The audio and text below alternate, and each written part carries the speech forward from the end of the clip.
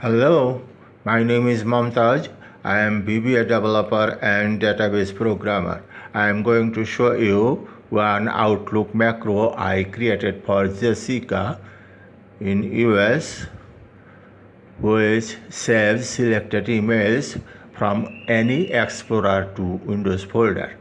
I will now run the macro and select folder, then I will input starting date and ending date so that macro picks emails from that period.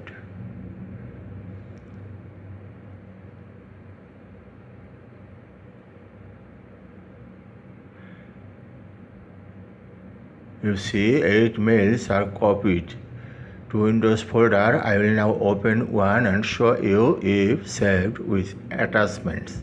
I have been programming for 15 years and freelancing for 5 years. If you need to automate anything in Outlook, please send me message with your requirements. Thanks for watching this video.